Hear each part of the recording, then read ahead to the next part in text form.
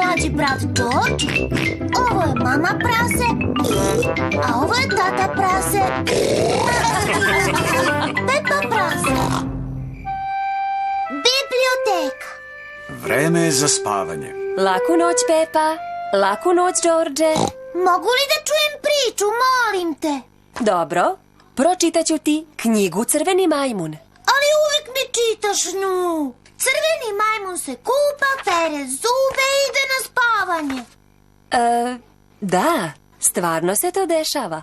Možemo li da izaberemo drugu priču? Plavi tigar, zeleni pauk, naranđasti pingvin. O, kako se ova zove? Divan svet balona. Svuda sam je tražio. Da li je to tvoja knjiga, tata? To je knjiga koju sam pozajmio iz biblioteke. Šta je biblioteka? To je mesto dakle pozajmljuješ knjige. I kada ih pročitaš, vraćaš ih nazad. Ali tata prase je zaboravio da vrati ovu knjigu. Kod mene je već duže vreme. Nema veze, možeš sutra da je vratiš. Ali sada vreme je za spavanje. Prvo da tata pročita ovu priču. Pa to i nije neka priča, Pepa. Molim te, pročitaj je, tata. U redu. Divan svet betona. Beton je građevinski materijal sastavljen od peska, vode i hemijskih dodataka. Prvo poglavlje. Pesak. Pepa, George i mama prase su zaspali. Jutro je. Pepa i njena porodica su došli u biblioteku.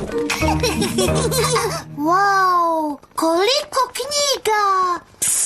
Pepa, moraš da budeš tiha u biblioteci. Zašto? Zato što ljudi dolaze ovde da čitaju i da budu tihi.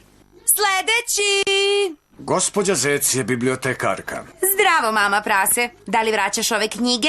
Da, gospođo Zec. U redu. Zašto kompjuter pišti? Proverava da nisi bila nevaljala i suviše dugo zadržala knjigu. Možda sam zadržao ovu knjigu malo duže. Ne brini, tata prase. Sigurno nije toliko strašno. Nebesa! Tata prase, ova knjiga je kod tebe 10 godina. Ne valja li, tata? Izvinite, gospođo Zec. Sve je u redu. Sada možete da pozajmite drugu knjigu. Gospođo Zec, možemo li George i ja da pozajmimo knjigu? Da, dečije odeljenje je ovde. O, pogledaj, vile, cveće, lepe haljine.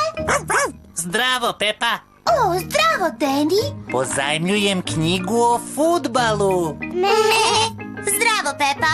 Zdravo, Suzi. Ja sam uzela knjigu o bolničarkama. George je izabrao knjigu o dinosaurusima. Dinosaurus. A vidite šta sam ja našao. Nastavak pustolovina u svetu betona. Evo je knjiga Crveni majmun. Samo ne crveni majmun. Dosadna je. Ovo je druga priča. Možda je zabavnija. Kladim se da nije. Nekada davno živeo je crveni majmun. Okupao se, oprao zube i legao u krevet. Ne, uskočio je u raketu i otišao na mesec. Bio je na izletu sa dinosaurusom i plivao pod morem i peo se na najvišu planinu. Bio je to naporan dan. Kraj. Wow, čitaj je ponovo. Možemo da je pozajmimo i da je čitamo kod kuće, Pepa. Ali htela sam da izaberem ovu knjigu. Ili ovu. Možeš da poneseš 3 knjige kući ako želiš, Pepa. Jupi! Ali moraš da upamtiš da ih vratiš na vreme. Da, gospođo Zec. I ti takođe moraš da upamtiš da vratiš svoju knjigu, tata prase. Ja ću se pobrinuti da tata ne zaboravi. Da, Pepa, siguran sam da hoćeš. Ho, ho, ho.